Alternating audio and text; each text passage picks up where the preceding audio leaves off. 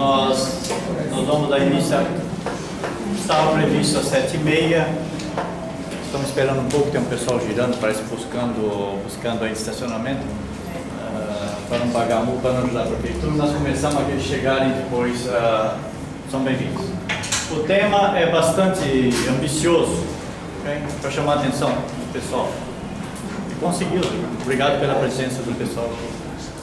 Não, teria que ter mais tempo para desenvolver de maneira mais completa, evidentemente, mas serão apresentadas algumas pistas somente.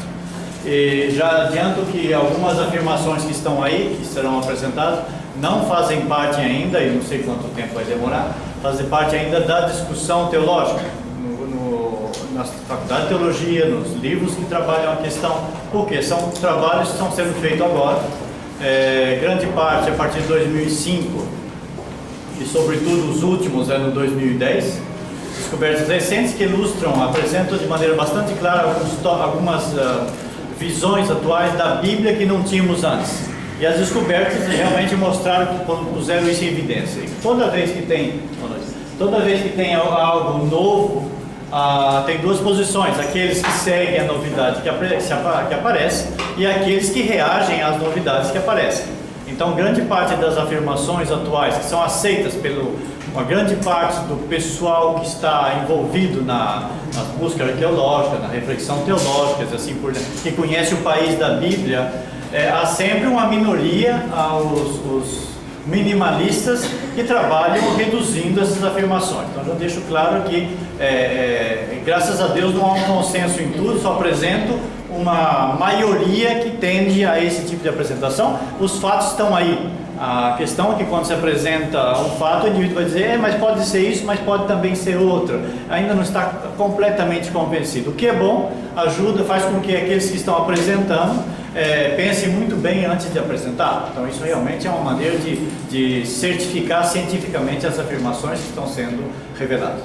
Então a ideia é que a Bíblia, o texto e a arqueologia em terra de Israel tenha, nos últimos 20 anos, uma importância capital. E que grande parte, se vocês forem hoje ler, estão lendo, aqueles que estão seguindo os manuais de Bíblia, arqueologia bíblica, ainda não temos isso nos currículos, nos programas de Bíblia. Nós estamos ainda ensinando grande parte daquilo que aprendemos nos anos 60, 70, enquanto ideia. Estamos ainda nas tribos, nas 4 tribos, estamos ainda nas formações dos povos a partir de montanhas, todas essas tradições que formaram os anos 60, 70, 80, e que aqueles que estão aí que dependem disso dificilmente muda. A geração nova que vai apresentando. Mas os cientistas estão trabalhando isso de maneira bastante agora avançada. O que eu gostaria de dizer é que já estragou já antes de começar? Eu queria dizer que antes já de seguirmos um pouco, será feito por apresentações de slides. A ideia, a Bíblia, nós temos claro na nossa tradição antiga da catequese. Abraão começa lá pelo ano 1800, 1600. Fazemos um cálculo de 400 anos no deserto, depois vem Moisés. Moisés depois caminha 40 anos no deserto, mais aproximadamente, e introduz com Josué o povo na terra prometida. Então aí nós fazemos um cálculo, chegamos mais ou menos no 1200, 1100, depende do cálculo matemático, que não é precisa.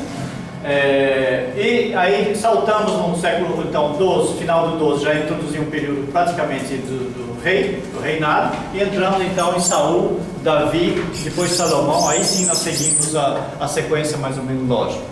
Esse pedaço, essa parte anterior ao povo, é fora de cogitação da discussão histórica. Ok? Ninguém está procurando os traços de Abraão no ano 1800. Ninguém mais procura.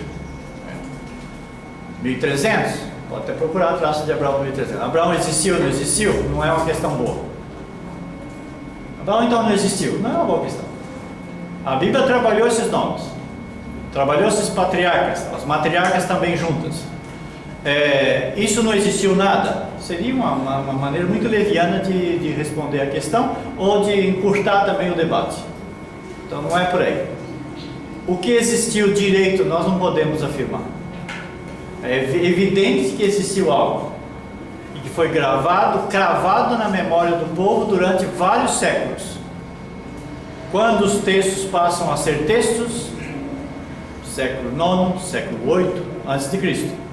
Quando o texto vai contar uma história de maneira sistematizada, ele tem uma dificuldade muito grande, porque ele vai ter que recuperar 3, 4, 5 séculos de memória cultural.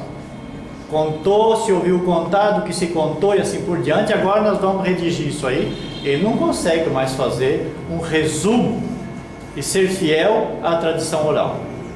Então a Bíblia tem a sua oralidade antes de ser a sua escritura, e nesse processo então há uma seleção enorme de fatos que não serão contados, e alguns fatos serão contados, mas eles serão contados já como fatos contados, não fatos acontecidos que está na cabeça do autor que está escrevendo. Okay? Esse é um princípio bom de termos claro. Então, se fixarmos Abraão, é bom não fixarmos. É bom fixarmos que um Abraão existiu lá para trás, com bastante distância do texto escrito. Mas aqueles que escreveram no ano século IX, VIII, não inventaram.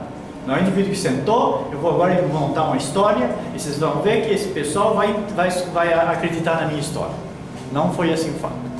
Ele recuperou dados importantes, selecionou dados, algumas coisas eram necessárias ser escritas, outras coisas não precisavam, era evidente. Primeiro fato, os 11 primeiros capítulos da Bíblia são capítulos simbólicos. Pode entrar, por gentileza. Boa noite, tudo bem? Tudo bem você? Esses 11 primeiros são 11 primeiros capítulos, contam a história que todos sabiam já, isto é, não o povo judeu, os povos que conviviam no Oriente. Portanto, vocês imaginem toda essa região aqui, região persa, região da grande Assíria, ok? Ou então vocês voltam pela região do Egito, toda essa parte aqui, esse Oriente, grande Oriente, conheceram todas as histórias que nós temos aí nos 11 primeiros capítulos do Gênesis. Precede, essa literatura sim, precede a literatura bíblica. Nós podemos voltar ao segundo milênio, final do segundo milênio, quase terceiro milênio, início do segundo milênio, e vamos entrar no segundo milênio, contando essas histórias que nós vamos ter nos 11 primeiros capítulos da Bíblia. Então não é histórias no sentido lenda somente, mas era a maneira que o pessoal acreditava como o mundo passou a existir. Em alguns contos tem vários deuses que criaram, em alguns contos tem um Deus que criou. E aí o autor bíblico que está já purificado com toda a discussão do período profeta, ele vai purificar todos esses textos, vai teologizar os textos, vai monoteizar os textos.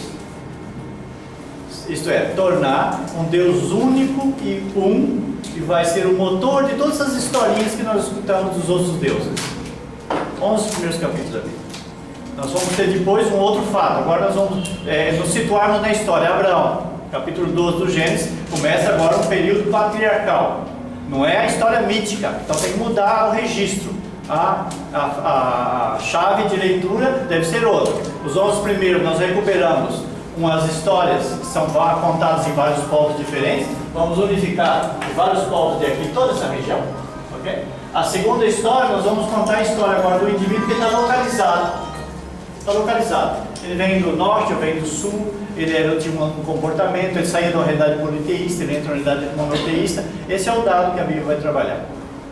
O Egito, até o século XII, 12 anos da cristã, sabemos que o Egito dominava toda essa região. Aqui em Israel, toda essa parte, a zona de Jericó, o Vale do Rio Jordão, toda essa parte aqui, ele tinha a capital que está ao lado de Rehoboth, ao lado de Bet-Shean. Até o século XII a.C., Egito tinha uma capital administrativa aí. Era o Grande Egito. Então nós temos esse fenômeno, o Egito que dominou toda a memória histórica do povo que veio em terra de Israel até o século XII. Quando ele vai contar a história, ele vai recuperar a história do Egito. Então não precisa necessariamente descer no Egito para subjugar o Egito, ser dominado pelo Egito. É suficiente estar aqui nessa região para ser dominado pelo grande império egipciano. O indivíduo, quando ele está escrevendo, o Egito não está mais aqui. O Egito está só lá no Egito. Então o que ele vai fazer? Ele vai projetar um trabalho até no Egito. e recupera depois do Egito voltando. Todo esse trabalho, não vamos entrar em detalhe aqui agora, mas para dizer que há uma lógica no contar. Mas o contar é um conto que ele ouviu. Mas o conto não é uma invenção de alguém que um dia sentou na sombra da árvore no deserto que não tem sombra e inventou a história. Não, são elementos, partes da cultura de um povo e que alimentou esse povo a nível de fé, a nível de esperança, a nível de vida normal. E mais tarde, o problema é que o século IX é um século de monoteísmo. Então ele vai ter que limpar, purificar tudo, esvarrer tudo que é politeísta. Então vai dar uma sequência também. Um outro elemento importante é que os três patriarcas nós temos um Abraão, temos onde se situa Abraão? Abraão situa, inclusive, ele compra um terreno em Hebron, onde vai enterrar Sara, ele também será enterrado em Hebron. Isto é, ele é proprietário de um lugar, ele chegou lá um dia e não tinha propriedade, ele se torna o senhor de um espaço dele. Ele vai ser localizado então no centro do país. Vocês estão vendo que Israel é isso aqui, ok? Isso é Israel, parte amarela. Todos os países que estão aqui em volta, o Iraque, então nós estamos imaginando a história de Abraão, nós estamos aqui atrás do Iraque, na Babilônia, a parte da Caldeia está mais ou menos aqui. Então o percurso de Abraão é um percurso nesse sentido, biblicamente falando, ok?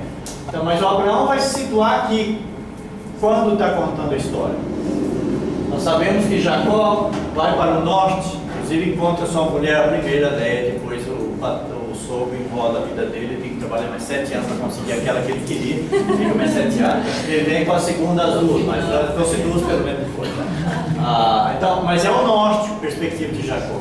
A perspectiva de Isaac, a perspectiva vai fazer um grande desacordo aqui, inclusive vai recuperar a região do Beersheba, vai fazer grandes acordos com os poços com Abimeleque, na região com os filisteus. Então a Bíblia situa esses 3 patriarcas em 3 lugares na terra de Israel. Então tem um senhor que é mais para o norte, tem um senhor que é mais no centro, tem um senhor que é mais no sul.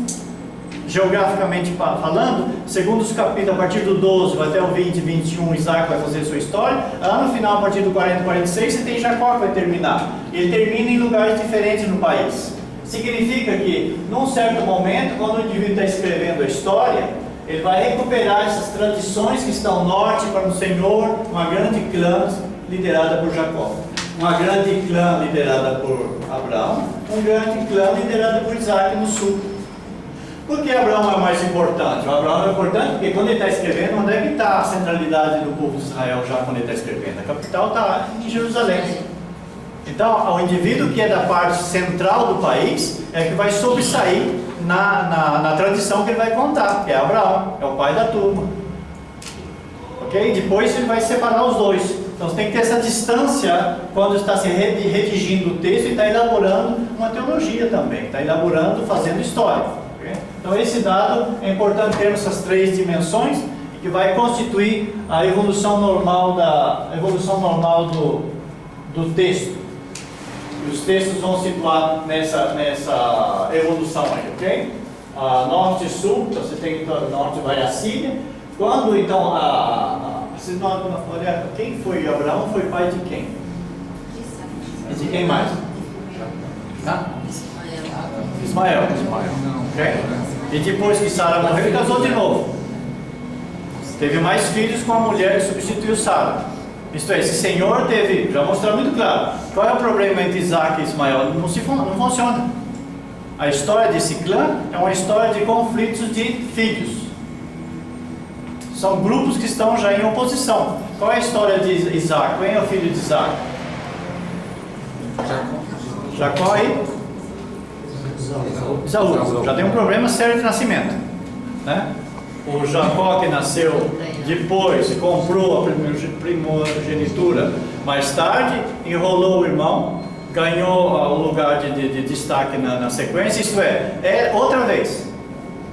A história mesmo está mostrando que os dois, esses clãs são constituídos de grandes grupos em oposição. E Jacó, então ele vai exagerar, tem mais 12 filhos. São 12 organizações que vão praticamente abranger tudo isso. Mas o problema é dentro dos filhos, nós temos um que vai ser vendido, esse indivíduo vai para o Egito, ele que vai salvar o pai mais tarde, vai trazer... No fundo, são histórias de conflitos de grandes famílias do Oriente. Grandes clãs. Então aí que nós não sabemos onde, quando, o dia que começou esse clã, nós sabemos que a história que ele está querendo contar é uma história verdadeira. E os nomes podem até ser, não sei, pode ser que seja Sebastião o nome do Isaac. Mas na estrutura, ele vai nomear esses fenômenos que estão aí.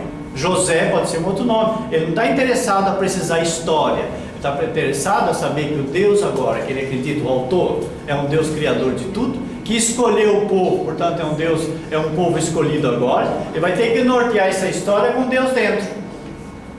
É normal. Mas ele não pode inventar tudo. Ele vai recuperar tudo que ele sabia, tudo que se sabia dessa tradição que compôs o povo que mais ou menos regia, que estava nessa parte aqui, organização.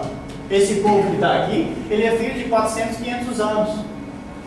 Ele vai tentar contar agora que Deus que começou já essa história. Não fomos nós que estamos começando agora. Foi Deus que inventou essa história lá atrás. Vocês querem, tem problema? Pergunta para Deus.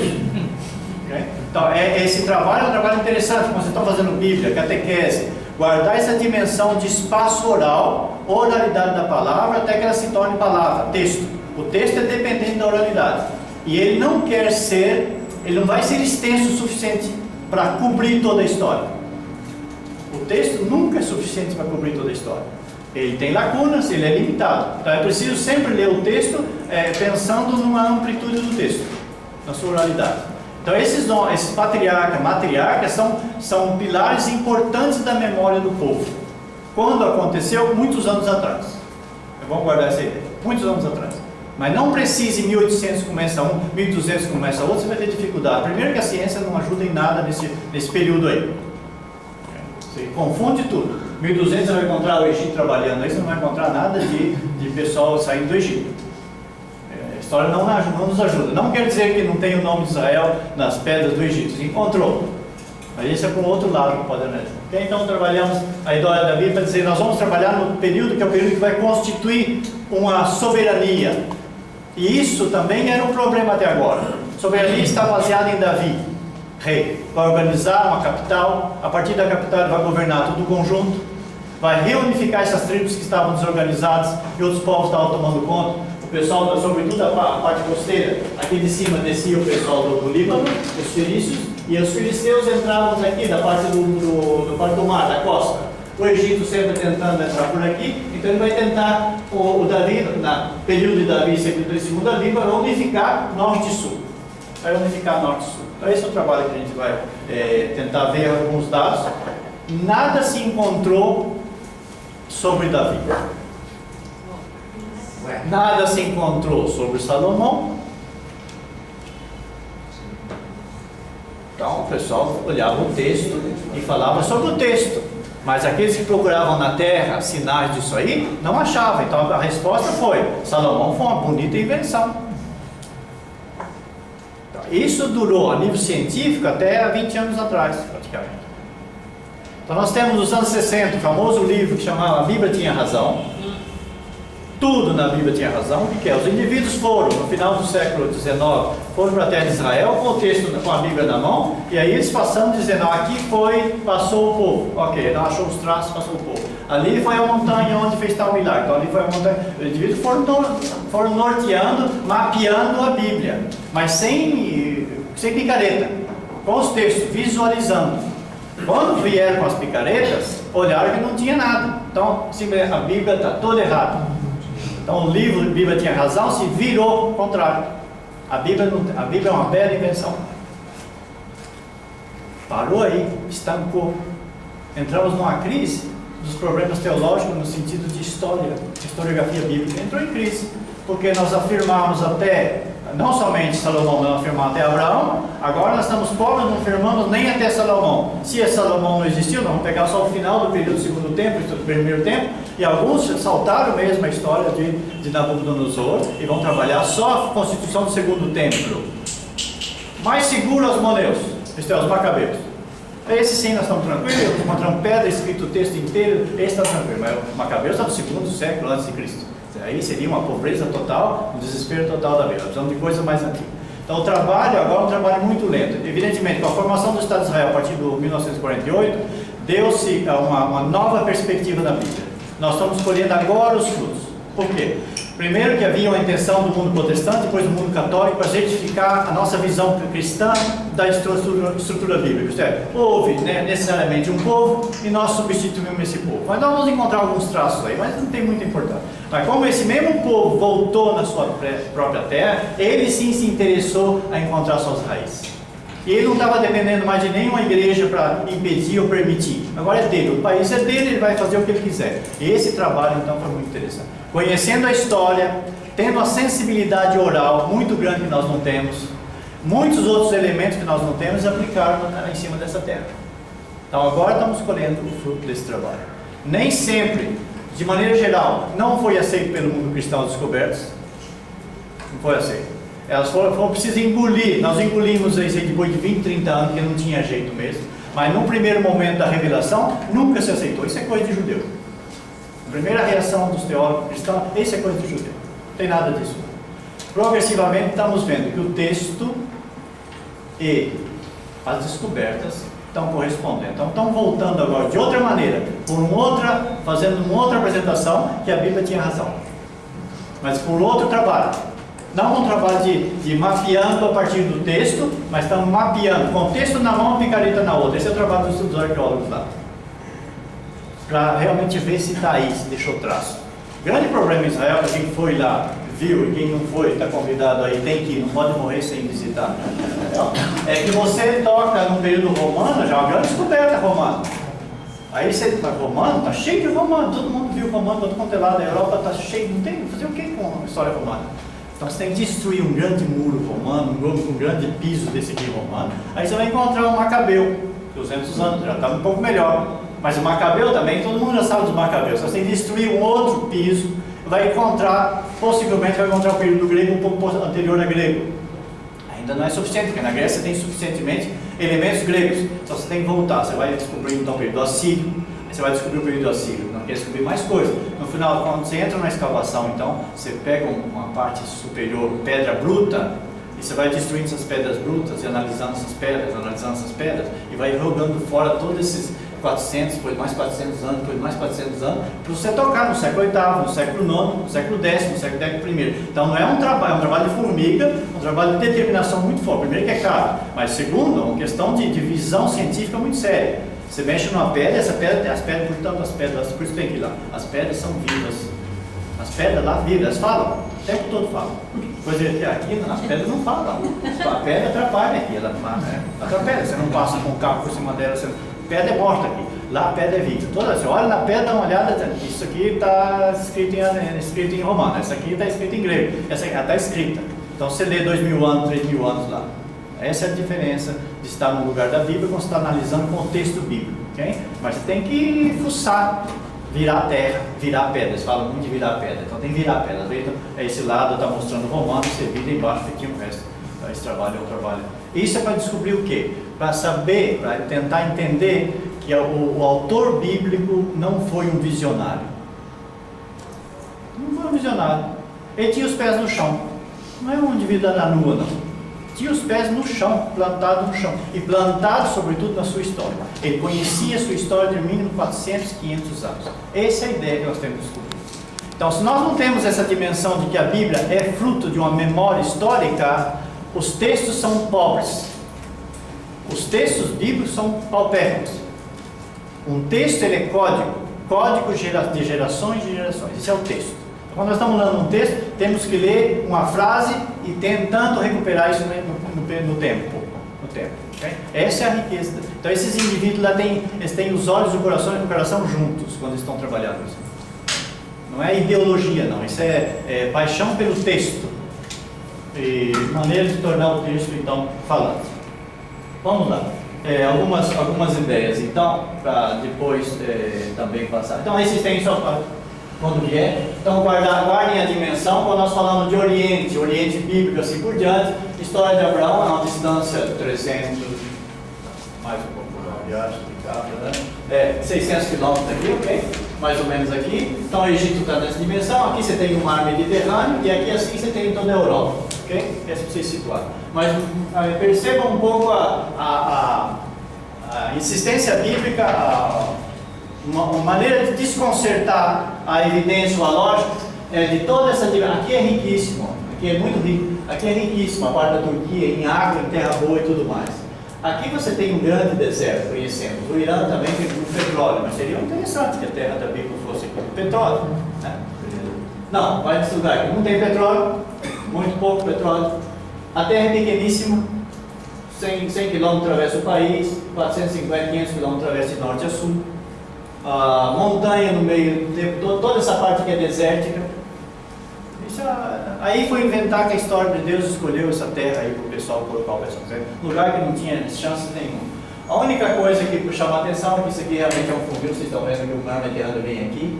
Aqui é meio complicado com grandes rochas, aqui é um lugar fácil para entrar. Então o mundo oriental que vem daqui, das grandes descobertas do perfume, assim por diante, que o mundo dos politeístas, dos deuses se alimentavam na Europa, ele buscava os grandes perfumes, os caríssimos da época, já estão falando do período anterior aos nabateus, dessa região, vai até o Iêmen, nessa região aqui. Cortavam 2.400 quilômetros do cabelo aqui por dentro, e para comercializar aqui. Então o indivíduo que vinha aqui, ele tinha o controle de toda a entrada da riqueza no extremo oriente e para a Europa. Ele falava com a Europa, que eles chegavam aí. Okay?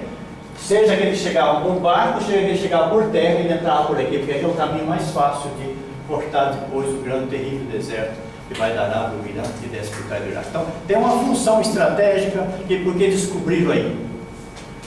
Porque, objetivamente, olhando esse daí, que não tem sentido, não. É uma coisa pequeníssima, sem nenhum grande interesse olhando hoje. Realmente, e quem chegou lá, olhando hoje a história, quem chegou lá no ano 1940, 1930, encontrou só pedra nessa região. Hoje, uma grande parte está arborizada, mas foi plantada, as árvores foram plantadas, não nasceu da areia, não, foi plantado, tudo bem? Foi transformado. Então essa é a primeira ideia. Segundo, vamos ver lá, diminuindo então o Estado de Israel, isso aí, ok? Deixamos a parte da Jordânia, deixamos aqui a parte da Síria, e aí vocês têm a Síria, o canto da Síria aqui em cima, o Líbano está aqui, depois você tem a parte norte de Israel, toda a parte aqui, você tem aqui a Samaria, tem essa parte mais aqui, que hoje é chamado o território, a autonomia palestina. Aqui você tem o Rio Jordão, que desce do lado da Galileia e termina, desemboca no Mar Morto, e depois desce até o final no Mar Vermelho, embaixo, okay? É a parte então do Mediterrâneo, é a parte do Egito. Esse é o Estado de Israel atual. Parte norte, centro e sul. Deserto praticamente, parte mais verde de avançado.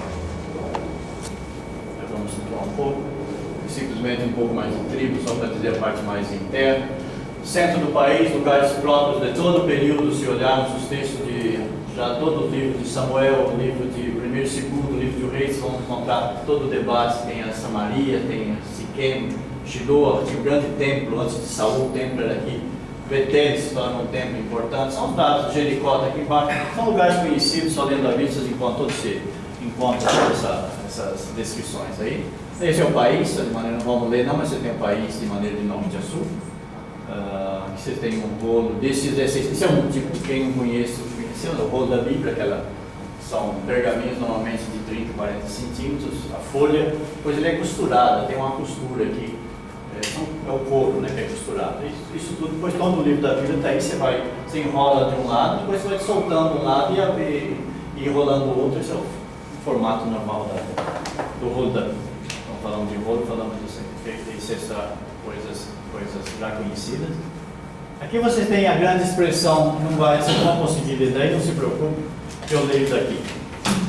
É uma expressão que no período já de Davi e Salomão, nós temos citando para ir mais rápido, no primeiro livro de Juízes, capítulo 20, versículo 1, você tem: então todos os filhos de Israel, desde Dan, eu volto ao mapa porque não precisa, os textos são difíceis de ler, eu volto ao mapa só que eu voltei de maneira errada.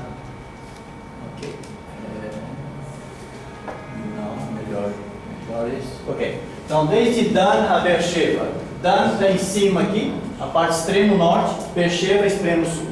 Então, nós estamos falando no período de Salomão, tinha expressão já então. Então, todos os filhos de Israel, desde Dan até a Beersheba e desde a terra de Galada, vieram juntos como um só homem perante o Senhor em Mitzpah. 1 Samuel 3:20. E todo Israel, desde Dan até Beersheba, reconhecia que Samuel foi atestado como profeta do Senhor. Samuel foi aquele que ungiu Saul. Eles queriam um rei, ele veio para ungir e depois ungiu também Davi. Portanto, no período de Saul e Samuel, a Bíblia, o texto bíblico diz que estava desde Dan até Beersheba um único povo. Segundo Samuel, Davi, no período então sucede, transferindo o reino da casa de Saul, estabelece o trono de Davi sobre Israel e Judá, desde Dan até Beersheba.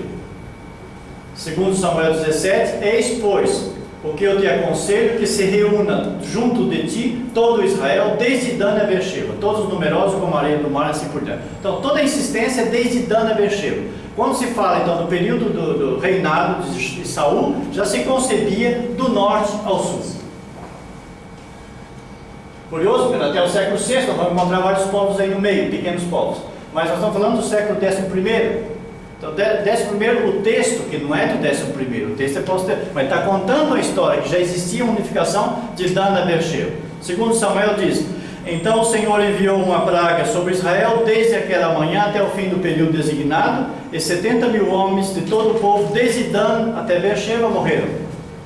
Primeiro livro do Reis, capítulo 4. Durante a vida de Salomão, Judá e Israel, desde Dan a Beersheba, viviam em segurança, todos sob a sua própria videira e debaixo de sua figueira. Para terminar, então, nessa citação de Dan a Beersheba, segundo o livro de Crônica, capítulo 30, diz: eles decidiram enviar uma proclamação para todo Israel, desde Dan a Beersheba, chamando o povo a vir a Jerusalém a celebrar a Páscoa do Senhor, o Deus de Israel.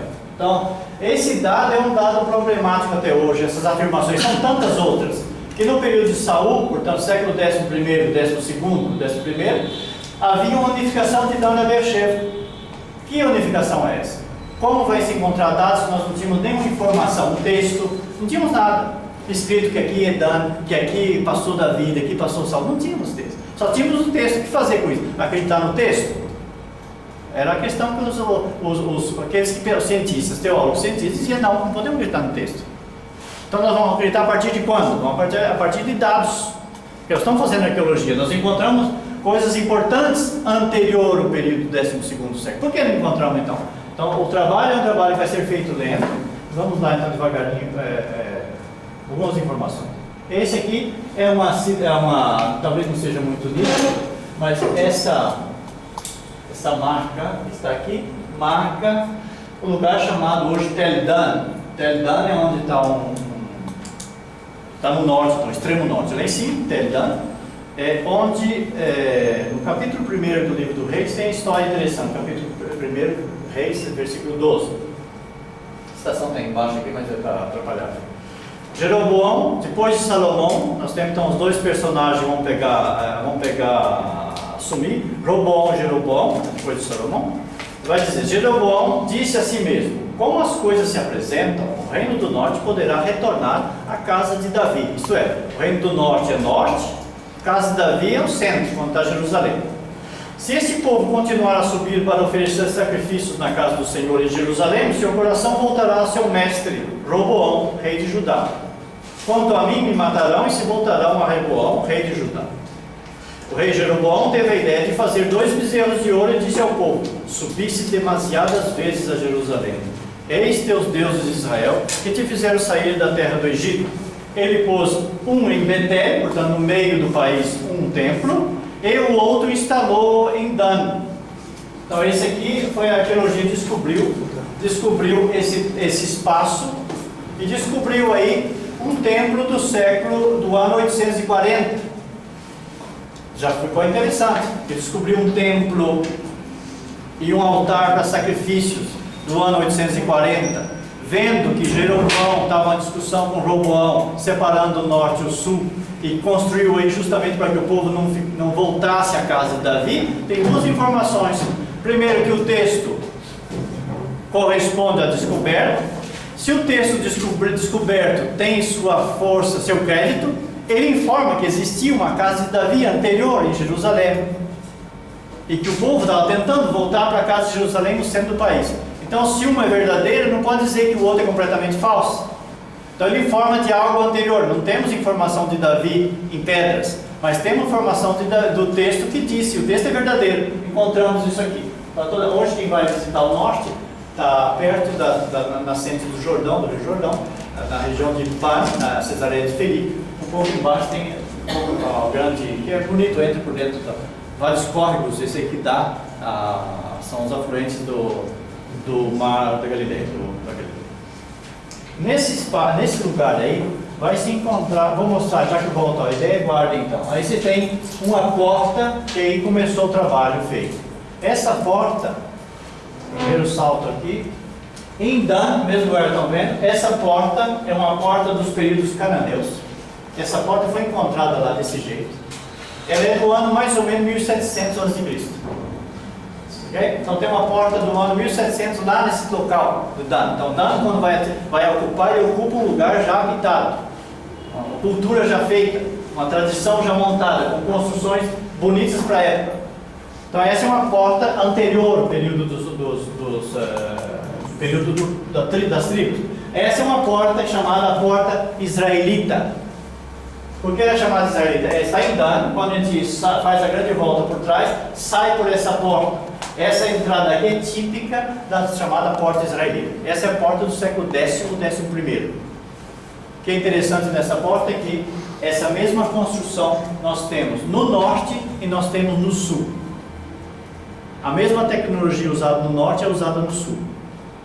Ela não é usada no Mediterrâneo, não é usada na fronteira com a Jordânia. Isto é, havia povos que cobriam o centro do país de norte a sul, que tinham uma cultura, uma maneira de construir igual. Aqueles que estavam na costa do país construíam de maneira diversa.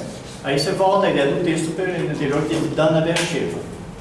Tem uma correspondência entre a maneira de viver desses povos no centro do país, do norte a sul. Então o texto da Bíblia vai tendo substância, vai sendo fundamentado aí, ok? Então essa é uma porta, nós vamos encontrar a mesma porta.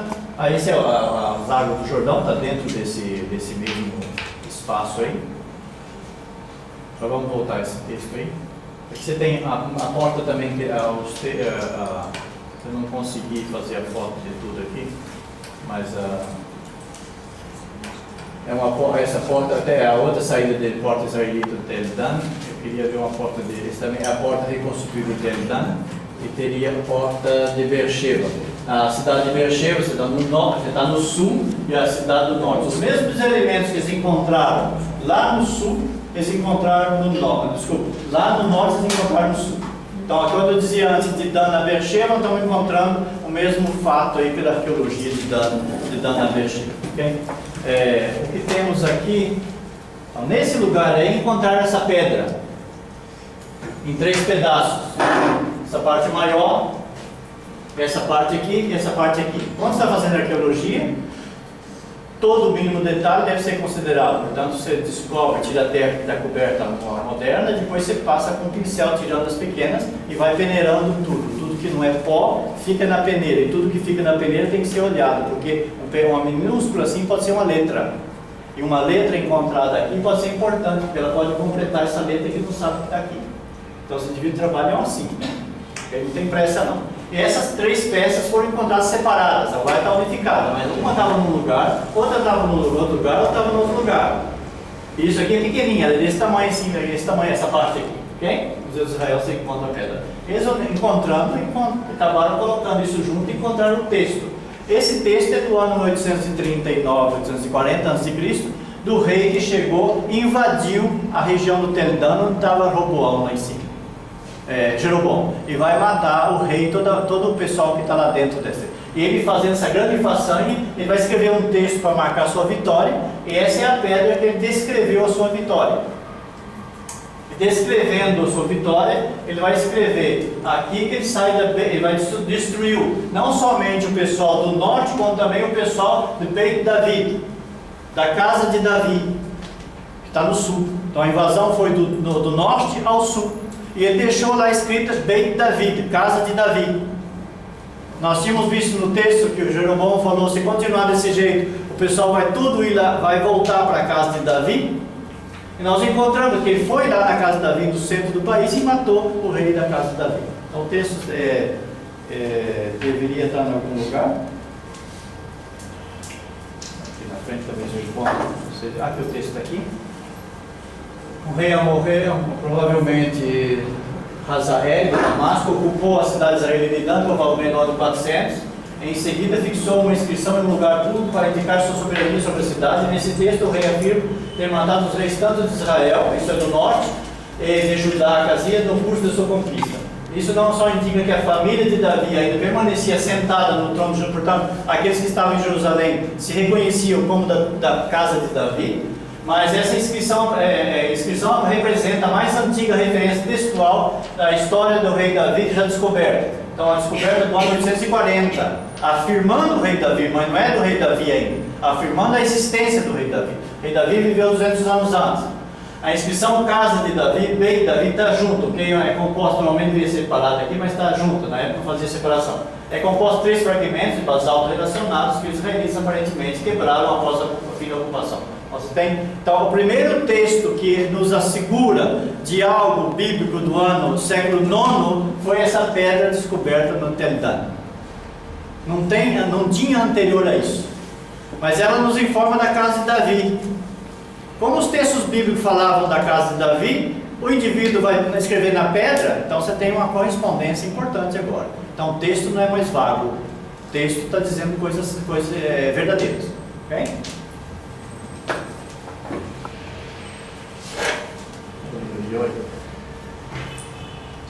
A pedra está aí, o texto está aí, a casa está aí, nós vamos andar agora. Esse aí é Beersheba, ok?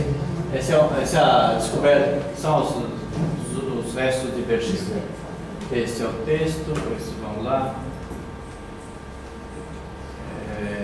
Esse é o Dan, ok, vamos lá. Aqui, só para vocês terem uma ideia, é muito vaga, eu vou precisar melhor.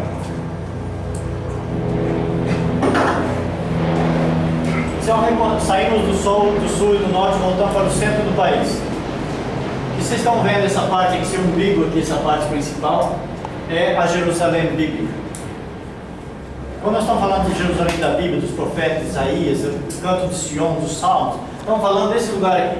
Nesse lugar aqui você tem o Vale do Cedron, essa parte onde eu estou seria o Monte das Oliveiras. Do outro lado você tem a parte da Geena que vai para outra parte. E aqui a piscina de Siloé está aqui e sobe para Jerusalém, então nós vamos imaginar os jebuseus, cananeus, ela é protegida pelos dois lados, ela sobe e certamente aqui em cima, na parte superior, teria a casa dos reis, dos importantes da cidade, não ficaria morando na parte inferior, na parte superior. É dessa parte aqui e vamos desenvolver então a construção do templo na parte mais alta. Encontrando uma cidade já construída, o templo de Salomão, na perspectiva bíblica, será construído na parte superior da cidade. Então vamos ver, entramos então na questão de Jerusalém, aí vocês têm um pouco melhor apresentado. É a cidade hoje moderna também que circula toda a cidade velha, mas colocou-se em relevo, em destaque a cidade de Davi, que nós vimos agora, então o Vale do Cedron, Vale da Geena, no caso aqui, desculpa, aqui ainda é o Terupião, o Vale da Geena faz por aqui. E aqui você sobe com as casas normais e com a parte de palácio aqui. Sobre o palácio você tem então o espaço da construção do primeiro templo. O que vocês estão vendo aqui é a esplanada do templo construído por Herodes.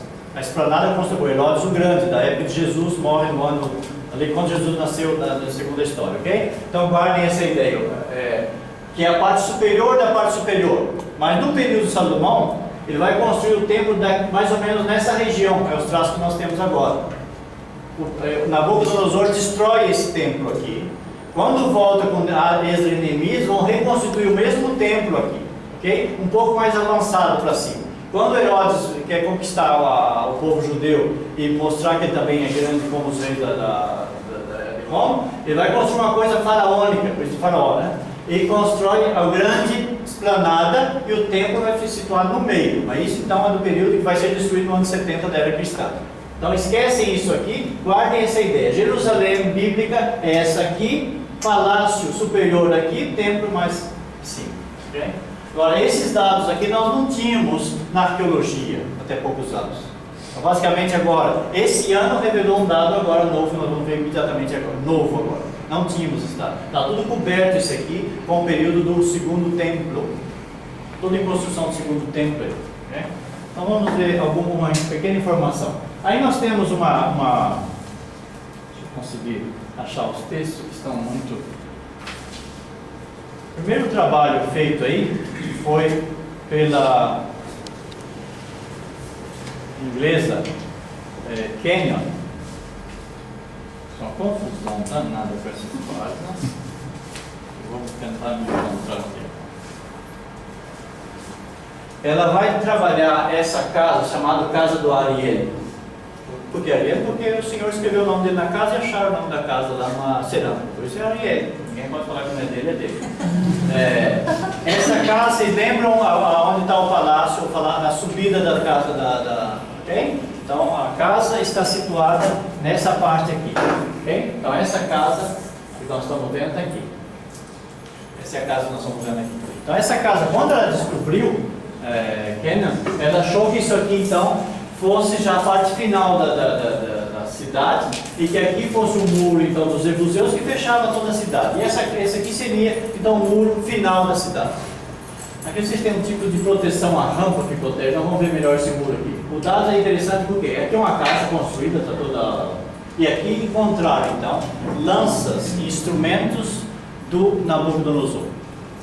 Isso a arqueologia descobriu, estão lá, são 50 e poucas flechas, pontas de flecha usadas. Essa casa está com traço de queimada, foi queimada no ano de Nabucodonosor, foi queimada pelo soldado, pelo exército de Nabucodonosor. Então esse é um dado hoje indiscutível, é uma coisa fixa ali, está marcado. Encontraram na região dessa casa 51 selos, isto é, aquele que é ministro, uma pessoa importante do governo, ele tinha o seu selo. Por todo documento tinha que portar um selo, ou seria um anel com o nome dele marcado. Encontraram 51. Todos esses nomes encontrados são nomes citados na Bíblia. Parte importante dessas pessoas que estão no nome, sobretudo no livro de Jeremias, capítulos 36, 37 e 38. Tem um elenco enorme de gente que governava a sociedade antes da invasão de Nabucodonosor.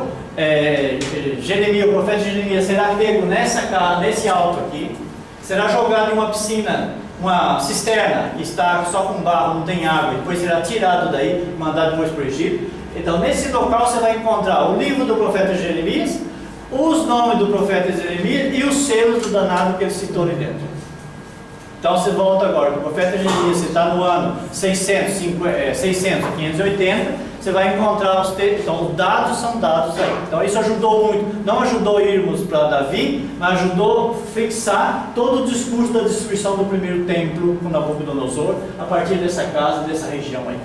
Esse muro é um muro então do período anterior a Davi, hoje com a arqueologia própria, período dos jebuseus e cananeus. Quando Davi chegou lá, os jebuseus estavam em Jerusalém. Essa é a parte do muro. Ele deveria cercar isso aqui nós vamos ver imediatamente essa rampa, porque como é que ela foi construída aí. Deixa eu só ver se tem um dado aqui. A mulher chamava-se Catilina, que é Catilina Kenan. Ok, andando para frente. Então essa é a mulher. É como os ingleses, beleza pura inglesa. Aqui vocês têm, a pena porque tem dois personagens aqui que são invisíveis aqui, mas na foto tirada são conhecíveis, reconhecíveis. É o Donizete e o Jorge que estavam lá na foto que eu tirei. É a mesma casa que nós vimos anterior, mas hoje aquela foto era uma foto do ano 60, 1960, essa é uma foto de poucos dias antes de vir para cá que eu tirei. Então é a mesma casa, a mesma reconstrução, só para fixar alguns dados aí, não visualizar, ok? Não é nada de novo, você tem aí a mesma casa, várias perspectivas da mesma casa. Ok, então, dá para ver aí, inclusive a casa em si tinha 2 andares, ok? Aqui as paredes estão aqui, é parte de sustentação da parede, você subia por aqui para o segundo andar, está todo casa foi muito importante porque ele deixou traços, então todo mundo pôde identificar a casa imediatamente. Aqui vocês têm um exemplo, vamos ver isso mais tarde, tem um exemplo de um selo. De um desses selos. Okay? Nós vamos ver imediatamente o que está escrito aí nesse selo, que é a personagem que está aqui, é o personagem bíblico normal. E desse aí tem 51 selos descobertos. Nesse local. Jeremias 38. Jeremias 38 é esse selo, 38.1 é esse selo aí. Eu volto de novo então, só para vocês terem uma ideia. Nós estamos falando só dessa parte aqui, só disso aqui, até agora. Só desse aqui. Esse local. Volto a Jerusalém de novo, lá onde está então a parte. Vamos fazer deixa eu ver o que está escrito aqui. Você tem a citação de Neemias 3:25. O rei Salomão estendeu a cidade de Davi em direção do templo, como diz Neemias, depois de Palal, filho de Uzai, defronte do ângulo da torre que está acima da casa do rei, no ato da prisão. Então, onde está aquela casa? Em cima, a partir dali Salomão vai construir. Então, ele vai estender a cidade dos jebuseus para a direção do que ele vai construir mais tarde em cima do templo. Okay? Esse é o texto que mostra. Voltamos então, vocês têm uma ideia, refrescar a memória, como é que está o país. Nós estamos falando da parte norte, e agora nós estamos falando da parte de Jerusalém. Vamos lá, um outro tema que vai aparecer agora, para vocês refrescarem a memória e andarem um pouquinho. Não é claro, mas não se preocupem não vão perder em qualidade da explicação. Isso é quando se vai para desce de Jerusalém, vai para a região, nós estamos aqui em Beit Shemesh, ok?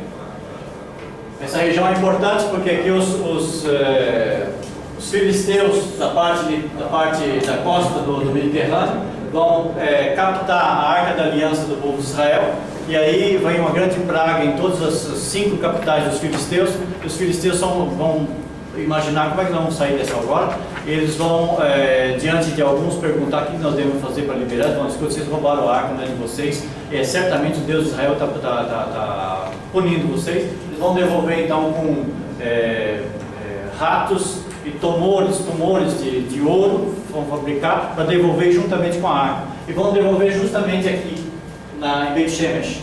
Agora, interessante que aqui atrás está a capital dos filisteus, Ecrona, 8 km aqui, e aqui você tem um grande vale. Quando você lê o texto do capítulo 6, você vê o texto.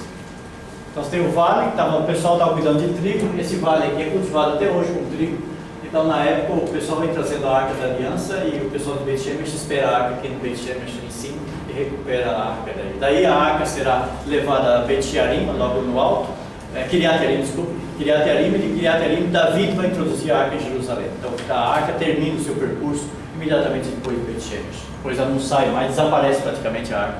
Ela não tem mais traço da arca quando chega em Jerusalém.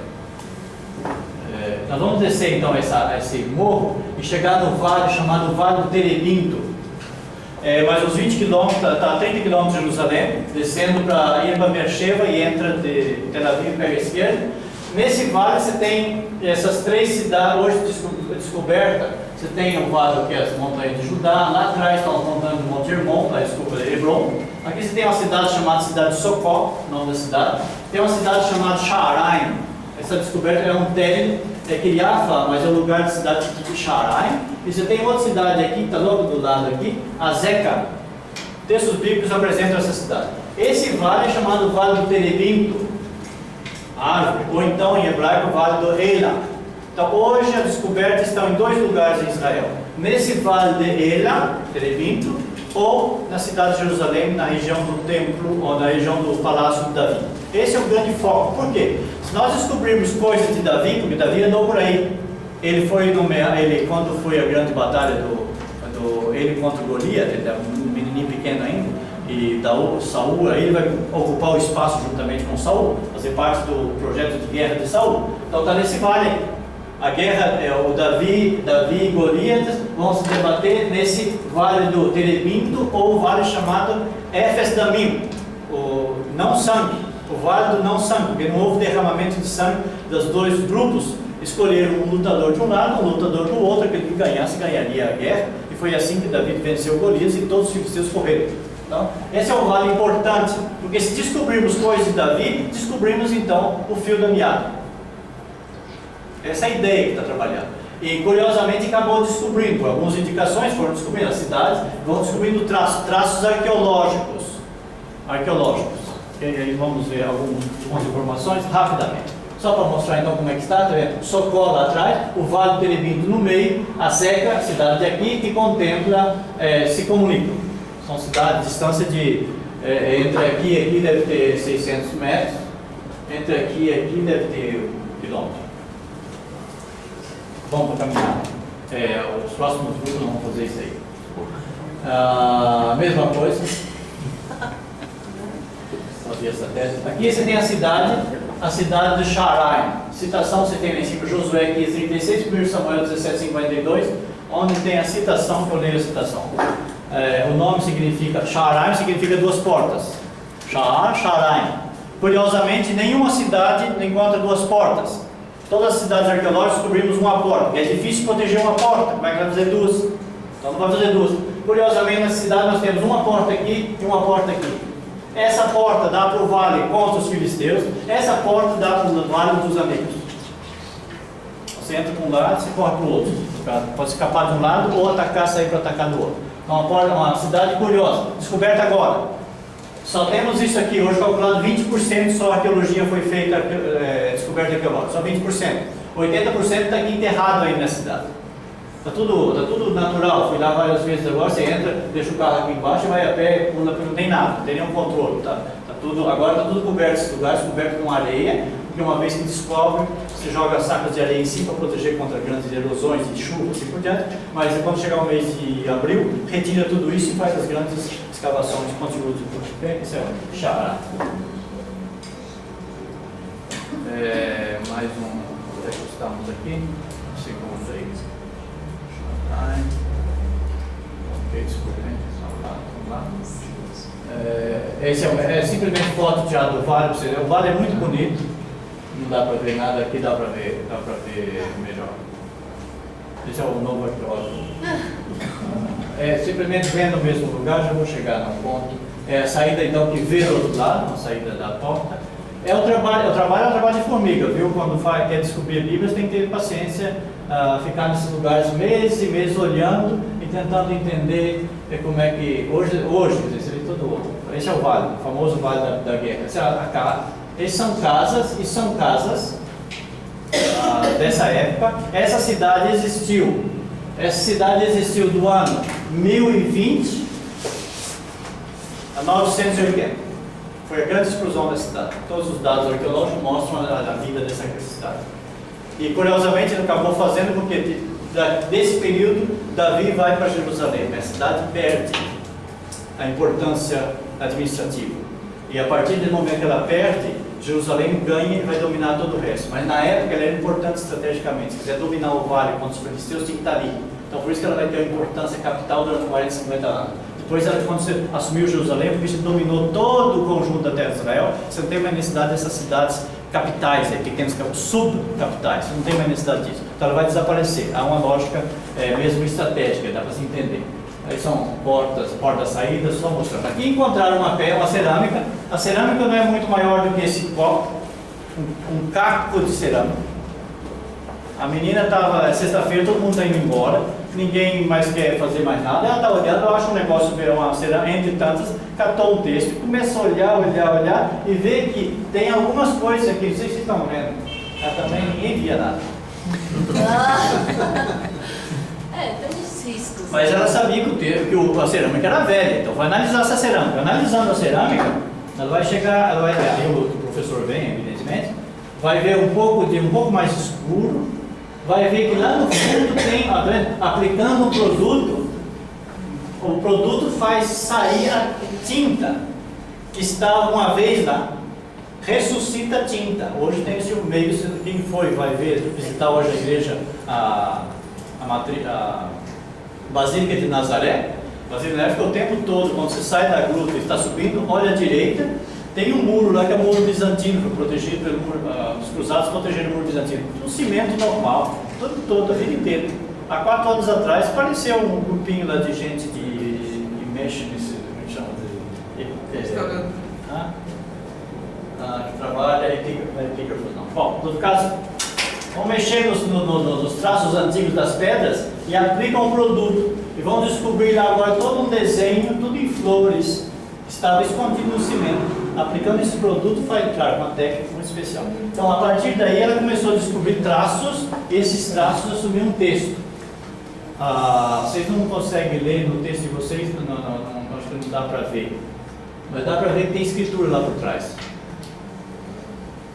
Aí está escrito esse texto aqui, ó. Passaram 3 anos praticamente, um dos maiores especialistas é o Puech, Emile Puech da École Biblique. É um epígrafo que decifra coisas indecifráveis. Ele então, lendo com vários, todo mundo recebeu essa cerâmica. Quem pode ler recebeu a cerâmica no mundo inteiro. E vários tentaram várias leituras, porque o texto é de um proto-hebraico. Então o texto está dizendo: não oprimir e servir a Deus, despojado, deixa eu ver se está despojado mesmo no texto aqui. Despojado ele ou ela, depende do pronome, o juiz e a viúva choraram, ele tinha o poder sobre o estrangeiro residente e a criança, ele os eliminou juntos. Os homens e chefes dirigentes estabeleceram um rei, ele marcou, supõe-se 60 pela letra, servos entre as comunidades, habitações de geração, não importa. Olhando o texto, Puech vai dizer que esse texto representa. Onde é que está o meu texto? Quem comeu o meu texto? Puech vai dizer, contém todos os componentes essenciais do conto bíblico sobre a transição dos juízes para a escolha de Saul como líder. O texto é do período de Saul, a região é da região onde estava, segundo o texto, Saul andou, e vai corresponder à dificuldade. Um rei, o que um rei vai fazer? O rei vai massacrar vocês. Se vocês quiserem um rei, vai fazer como os outros, vai explorar vocês e assim por diante. Então, o texto tem um resultado, ele vai dizer que isso corresponde absolutamente à formação do período então do reinado. Primeiro texto que nós temos do século XI, então, agora recente, acabou a tradução desse texto, que não existia até agora.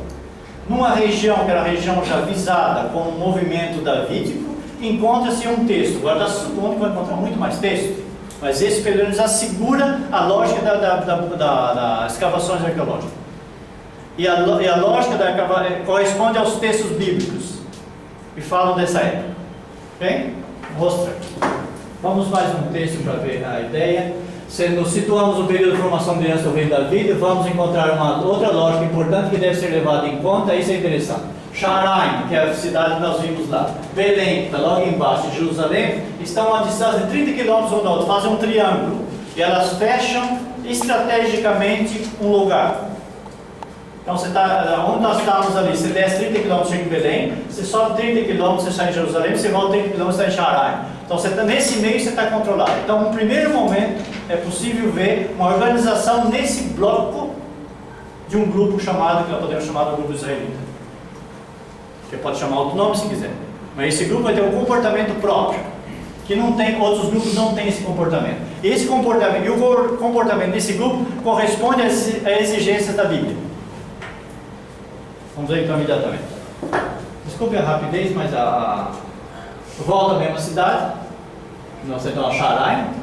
Agora você tem aqui outro dado interessante, que aí isso é o grande debate. Esse autor, o Garfield, ele fez, uma vez eu ouvi, está falando muito debate, porque é uma discussão muito séria sobre o tema.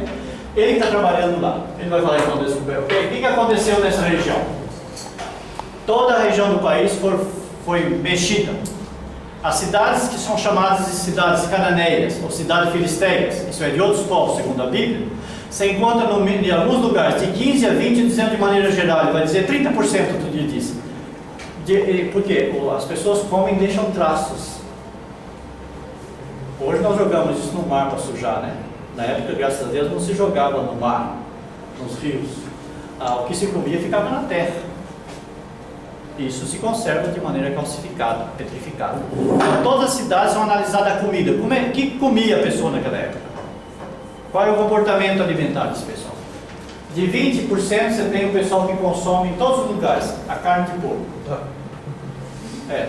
todas as cidades filisteias, todas as cidades cananeias, 20% de carne de porco. Você tem todas as carnes aí dentro, hein? Tem carne do camelo, tem carne de carneiro, você tem carne de vaca, você tem carne de porco.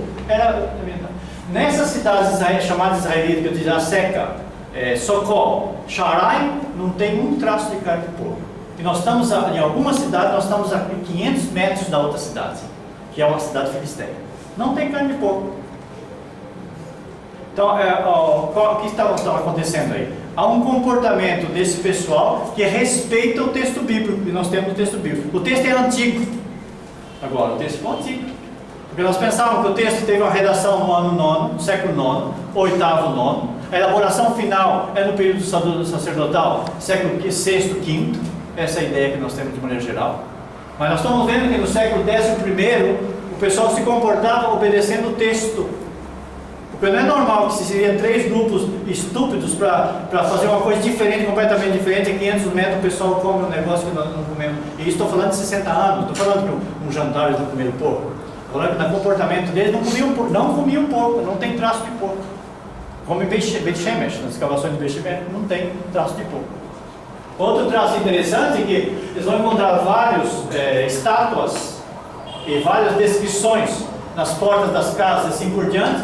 E nos outros lugares nós vamos ter, seja a nudez da mulher e a descrição de pessoas. Nesses lugares ainda não encontramos nenhum traço humano nessa cidade chamada cidade israelita. Então, Finkelstein, que é o que escreveu o livro a Bíblia de Voilé, a Bíblia Revelada, acho que não sei como é que traduzir em português, ele vai mostrar, o livro fez fama nos últimos 20 anos, 15 anos, ele vai dizer, ele é um historiador da arqueologia. Como a arqueologia não mostrou nada importante, eu não aceito que tenha, Davi não existiu, Salomão é uma bonita lenda, o Senhor na cabeça de alguém que escreveu. Não tem, mostra para mim Salomão. Então agora com essa descoberta, ele teve, interessante porque ele vai no debate, ele também fez uma conferência. Então o Garfield vai dizer, o que nós vamos fazer com isso aqui agora? Não tem porco. Ninguém fala que é israelense isso aí. Mas dá um nome se você quiser. Você dá um nome, chama o que você quiser de chamar. Eu chamo de israelense.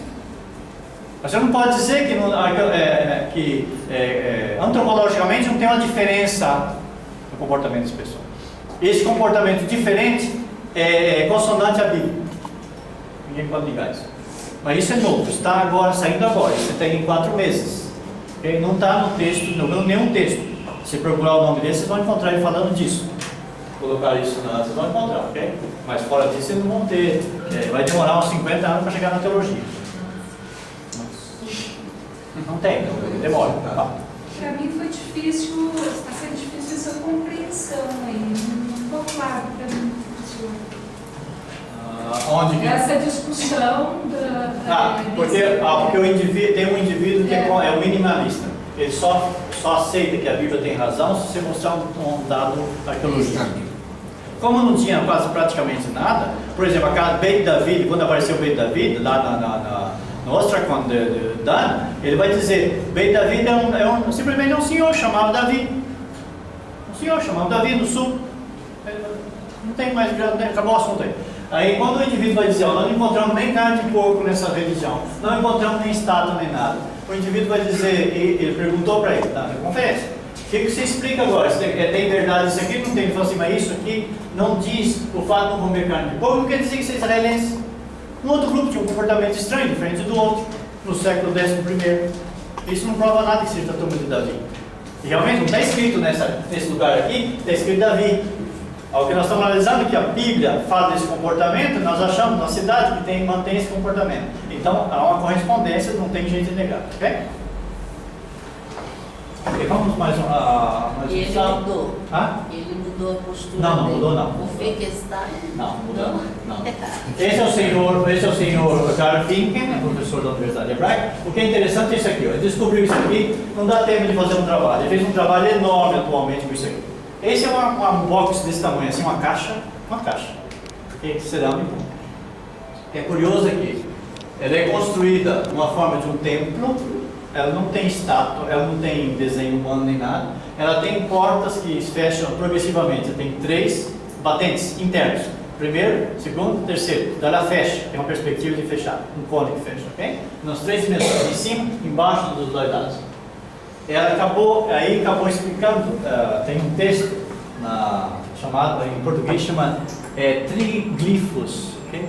É uma porta triglifos. Todos entenderam, né? É uma porta triglifos. Em português.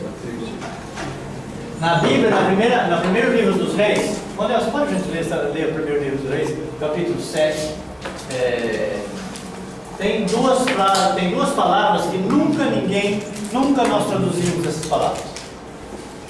Nenhuma tradução bíblica, de maneira correta. Tem Slaot e tem Shkofim. Qual é o versículo? 1 a 6. 1 a 7, 1 a 6. 1 a 6. Deve ter um lugar. Por gentileza, leia de 1 a 6. Para construir seu palácio, Salomão levou 13 anos, até seu completo acabamento. Construiu a casa da floresta do Líbano, com 100 côvados de comprimento, 50 côvados de largura e 30 de altura, sobre 4 fileiras de colunas de cedro, com pranchões de cedro sobre as colunas. Ela era revestida de cedro na parte superior até os pranchões, que estavam sobre as colunas, 45 ao todo, ou seja, 15 para cada fileira. Havia 3 fileiras de janelas com grades, umas frente às outras. Ok? Então, 3 fileiras de janelas com grades. Saiu quase bem. Mas não é 3 fileiras de janelas com grades. É uma porta, depois ela abre e avança, ela é outra porta e avança, outra porta aberta. Dá a impressão de um funilamento de portas que vão gradativamente abrindo ou fechando, mas ela fecha para dentro. Esse caso, então. Não são janelas, porque é uma porta. A construção do templo, não sabíamos como fazer com isso. Nenhum tradutor conseguia traduzir isso. Olhando isso aqui agora, o mês passado, o ano passado, você acabou entendendo que ele queria dizer que era isso. Era uma porta que ela avançava abrindo. E cada vez que ela abria, ela fazia em forma de uma outra porta. Como se fosse, essa parte é fechada, essa parte é mais aberta, essa parte é mais aberta. Nessa tradução que eu tenho na Bíblia, fala: havia 3 fileiras de janelas emolduradas. Ok. 3 fileiras de janela, mas não é janela. 3 janelas se correspondendo. Ok. Não são janelas, mas não tinha jeito de traduzir. É a palavra da Tslaot, Shkofim. Mashkof é isso aqui, é o batente de uma porta. Mas você coloca toda essa... Então, no fundo está a porta com seus batentes que abrem. Um exemplo típico. Então, nunca ninguém sabia o que fazer com isso. Agora, é interessante que quando Salomão, esse negócio aqui, precede a Salomão em 60, 80 anos, a construção dessa peça aqui. Então, quem está construindo isso aqui já tinha um modelo, que era o modelo normalmente que carregava a Arca da Aliança, que era o modelo do templo. Quando Salomão vai construir o templo, ele vai fazer sobre um modelo, e esse modelo é isso aqui agora. Uma maquete do templo, das portas principais, mas não são 3 janelas. Você não tem que colocar numa porta 3 janelas, é um absurdo. Mesmo em português, que não precisa muito esforço para entender que eu teria que dizer numa porta 3 janelas. Vou colocar nessa porta aqui, na abertura da porta 3 janelas. Tá sim, mas algumas traduções são piores ainda. Mas no fundo, só vendo isso aí se entendeu o que queria dizer. Okay? Só para ter um exemplo claro, que algumas coisas podem ajudar. Só conta para mim a escrita do Hebreu. Desculpa. O texto? E o nome do fulano lá? Isso. O 59, slide 59. Ah? O fulano lá. Slide 59. 59. O nome do cara, vocês querem ver? Sim. Aí, ó. Yosef Grafinkel. Se vocês colocarem na internet Grafinkel, vocês vão encontrar grandes coisas. É um tipo muito simpático, para falar, muito simpático. Ok, estamos aí, vamos para frente. Aí vocês têm a descrição do tempo, acabamos de ver, não vamos, tem várias coisas que poderia trabalhar, mas não temos tempo para isso. Okay? Pode passar o que você quiser, só não leve os filhos. Aqui, então, a conclusão dele é de que essas caixas eram caixas utilizadas para transportar a Arca da Aliança do pessoal antes de Davi assumir a liderança e introduzir o templo. Os povos circunvizinhos andavam com as mesmas caixas com objetos sagrados. O povo de Israel vai fazer a mesma coisa. Só que nas caixas dos povos dos filisteus e dos cananeus, você tem um Deus desenhado na porta das caixas. Essas caixas não têm figuras. Não tem figuras. Porque não deve fazer figuras. Você não deve fazer imagem de nada. Okay? Então respeita o princípio. Estou andando, ok? Aí eu estou só citando que depois então, a Arca da Aliança vai para Kiriat-Jearim, depois Davi vai. O que é interessante é que antes de entrar em Jerusalém, onde ficava a Arca da Aliança? Na casa das pessoas.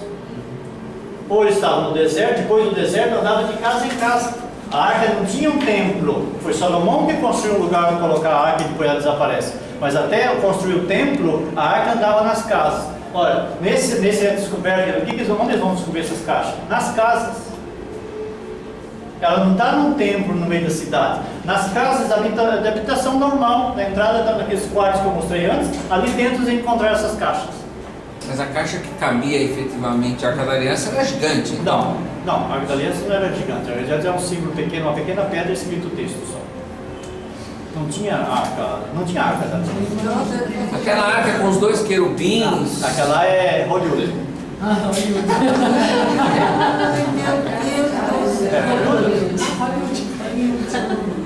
Quer dizer que é uma caixinha dessa e tem o texto lá dentro. É simbólico. E aquela descrição bíblica que tem quando é da montagem da arca? Essa arca de Noé. Não. Da aliança.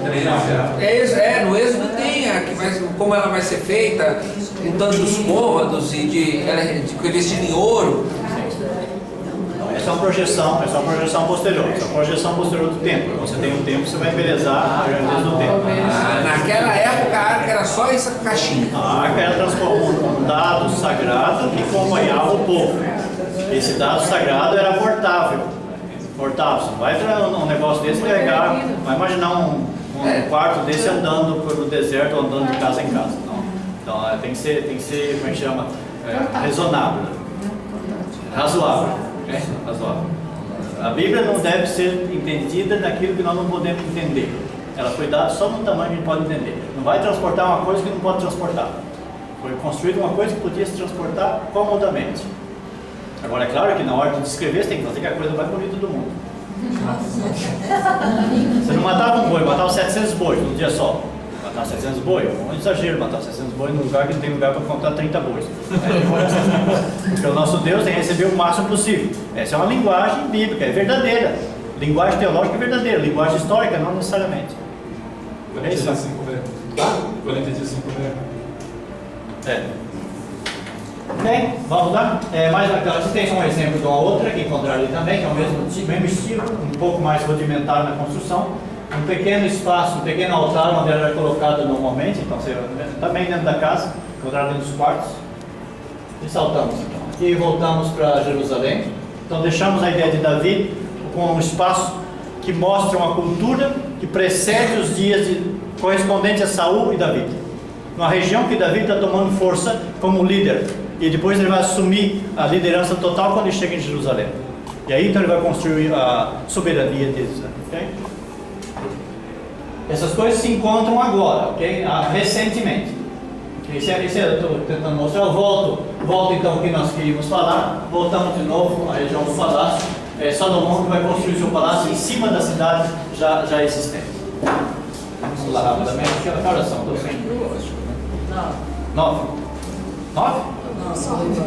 Bom, depois da meia-noite eu não estou mais aqui, hein? Essa é a senhora, uma das maiores arqueólogas de Edom, Mazar-Ilat, filha de um grande arqueólogo, do maior arqueólogo de Israel, que é neta dos maiores arqueólogos. Então é uma família que sabe o que é arqueologia. Ninguém pode discutir que ela não é séria arqueologicamente. Essa é a mulher que trabalha essa região aqui.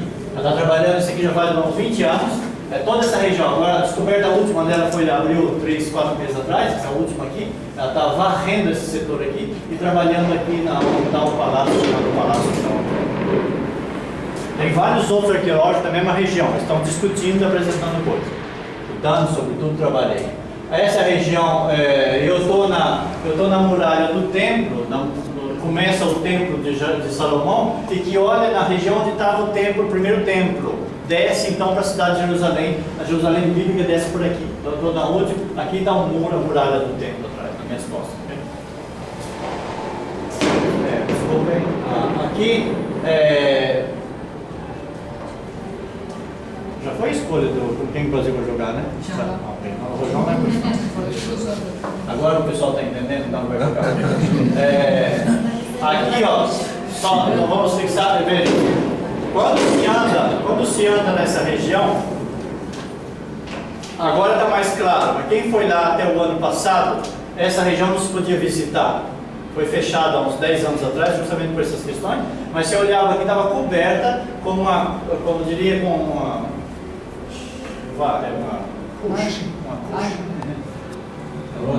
camada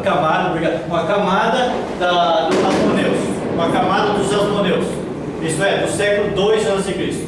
Não dava para ver isso aqui. Então o trabalho que ela fez nos últimos anos foi varrer essa parte dos asmoneus, para ver o que ela queria descobrir a pedra-mãe, isto é, onde ninguém mais construiu abaixo. E para ver quais eram os traços que tinham aí nessa pedra de onde começou-se a construção. Então esse é o trabalho que ela fez nos últimos anos, descobrindo a pedra-mãe.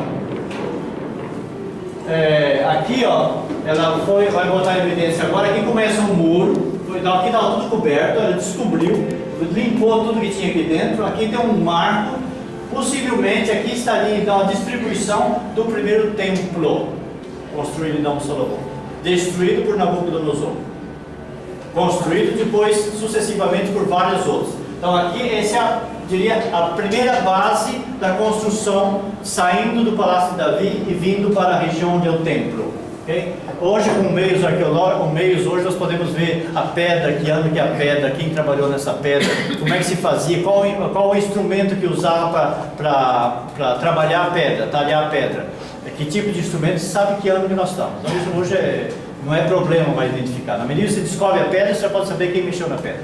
Okay? Às vezes não podia descobrir a pedra. E vocês têm, esse é o muro, vai ver diretamente, é um muro de 1,20 m mais ou menos da largura. É o que está lá hoje, tem essa altura, 1 metro e pouco de altura, o que dá para perceber como muro. São 70 metros hoje de muro novo. Primeira vez na história que se viu esse muro. Ele segue o meio aqui, ó, essa parte aqui, ele segue o meio. Estava um calor infernal quando eu passei por ali, então não estava fácil para fazer foto. Aí, ó, aqui vocês têm, só mostrei como é que ela fez. Esse lado aqui não podia, nós passávamos bem alto, 1,5 m de altura. Ela limpou todo o lixo que estava aqui, o lixo histórico. E essa é a pedra-mãe, essa é a pedra rocha, uma rocha natural da montanha de Sion.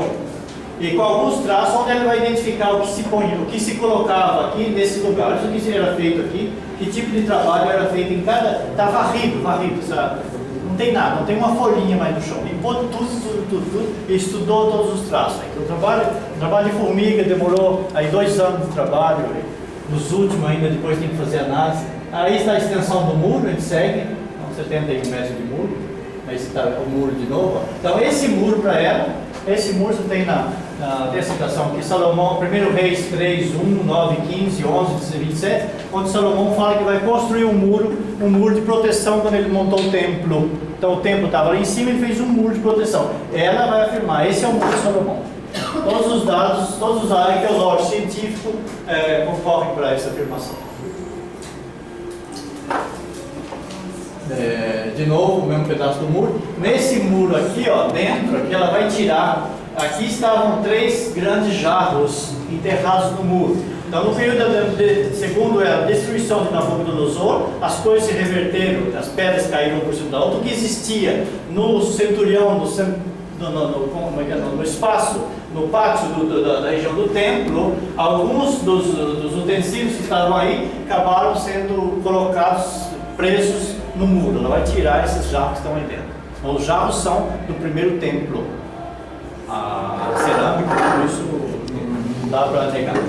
Então isso faz cair aquela tese de que onde está exatamente o domo da rocha seria o primeiro templo. Então ele está um pouquinho mais, ou realmente muda alguma tese em relação a isso? Sobre a posição exata do lugar do templo. O lugar exato do templo é teológico. Como também essa pedra é o lugar onde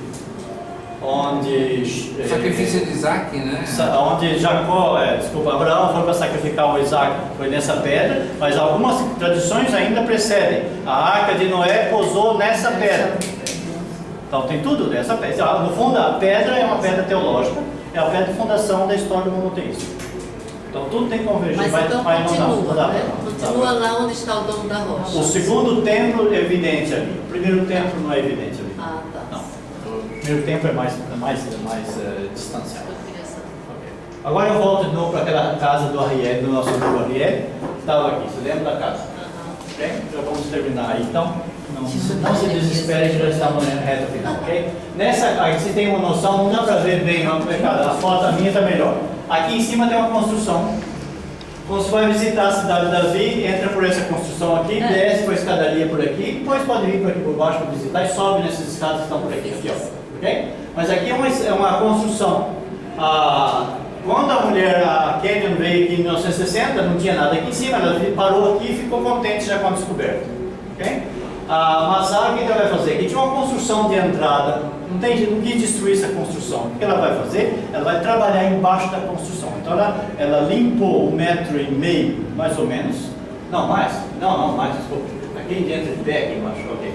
Ela tirou todo o espaço debaixo da casa, está construída, e nesse espaço da casa ela está interessada em saber onde Davi e Salomão trabalhou em cima. E ela vai descobrir então todos os traços da construção de um palácio.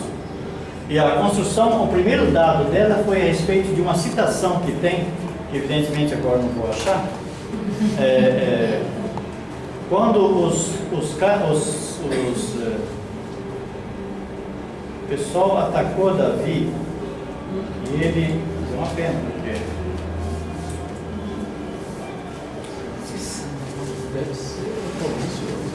tem uma festa lá embaixo do outro lado. Estava um barulho infernal da frente. Eu estava olhando, que não é possível, tinha um montinho de gente escutando tudo aquilo. É uma citação, quando Davi foi atacado, o texto diz, é curioso.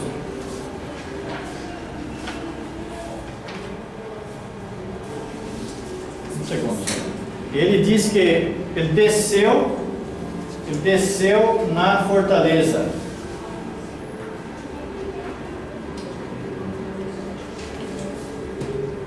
Só um segundo. Já estou prestes a dizer que eu não vou encontrar.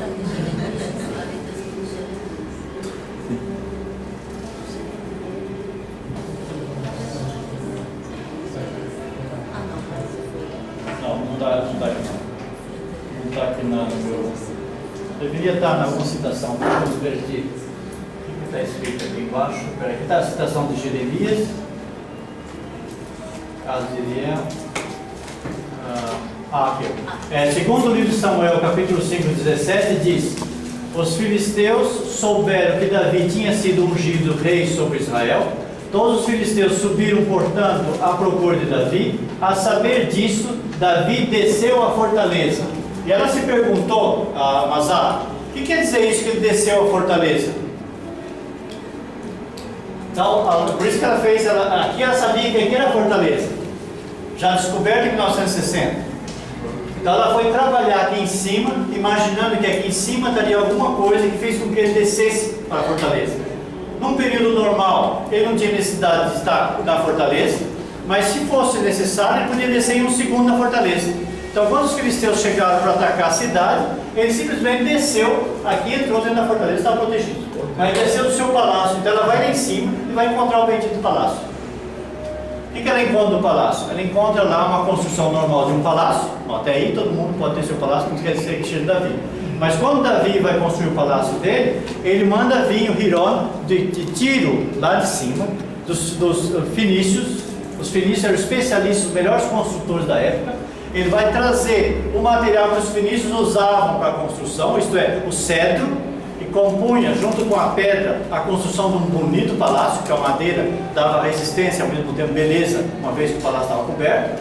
E ele vai trazer essa descrição do palácio de Davi. Ela vai encontrar esses traços de cedro de vento fenício. Ela vai lá na Fenícia, isto é, no Líbano, e encontra como é que os fenícios construíam. Ela encontra o mesmo tipo de construção lá no Líbano, dos palácios fenícios, e vai encontrar nesse lugar aqui em cima, daqui.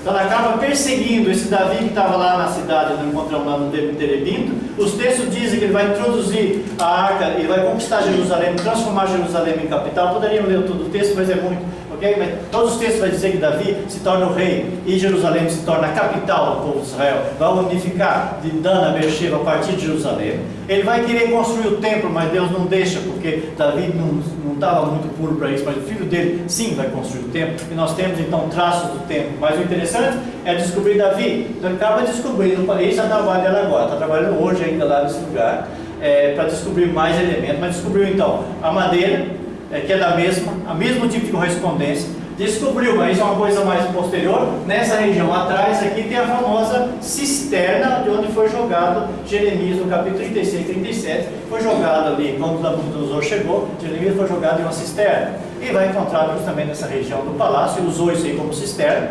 No período de Davi já tinha transformado em outra coisa, mas era um lugar de prisão, portanto, no período, mas está ali, nesse lugar, ok? Então, Tudo isso porque ela fez perguntar o texto. ela pergunta o texto, Se por que ela ele não desceu? perguntasse, ela não teria Não, intuição. justamente. Aí são traços da construção, nós vamos chegar então. Aí é a região que ela trabalhou dentro, ok? Está embaixo daquela casa. São traços de construções dessa época, embaixo daquela casa, em cima daquela rampa que dá da casa do Ariel. Que é recente isso aí, muito recente. Então nessa região aí, ela vai no mesmo traço que nós descobrimos, e outra coisa interessante, que ela descobre a citação, você tem o Jeremias 38:1.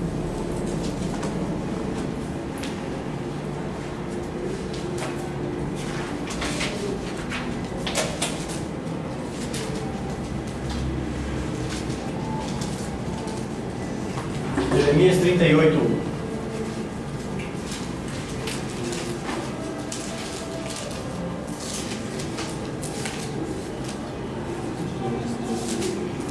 Essa música já é preparação do Manuel. Essa música já é preparação do churrasco da manhã. Churrasco de manhã.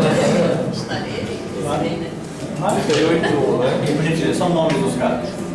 Nós temos aqui Safatias, filho de Matã, Gedalias, filho de Fassur, Jucal, filho de Selemias, e Fassur, filho de Melquias. Ok, nós temos aqui então Selemias, filho de Purhol, ok? Pachol, está no seu, né? Purhol em hebraico. Então, ela descobre esse traço aqui, interessante a história, porque ela descobre, ele vai para casa e começa a olhar, não entende nada, depois acaba indo no texto e vai descobrir que esse texto é justamente os Jeremias 38, os indígenas que estão aqui, Jeremias 38:1, para dizer que os textos são vivos aí, é descoberta lá. Claro que o texto é posterior, sétimo século, sétimo século antes da era cristã. Mas só para dizer que trabalhando isso aí, ela descobre coisas para brincadeira. Ela está procurando o século X primeiro, encontra coisas importantes do século VII. Para nós é importante, para ela já é menos importante, é mais um pouco de brincadeira que ela acabou descobrindo lá à noite verificar. Então, esse aí é o lugar onde está todos os traços. Esse é uma professora sugere que a estrutura escada Estônia fazia parte do mesmo complexo com o Palácio de Davi, porque Davi construiu sua residência fora das muralhas, porque não havia espaço dentro da pequena cidade. Nós vimos aquele muro, não tinha lugar para fazer o palácio, tinha que fazer em cima. O palácio não necessitava de nenhuma proteção em tempos normais. Quando uma ameaça aparecesse, Davi se cometia, poderia rapidamente descer, como diz a Bíblia, a fortaleza da cidade, que está em poucos passos do simplesmente descer. Isso é o que nós vimos já, ok? Então vamos para o final, terminamos aí, deixamos o espaço aberto.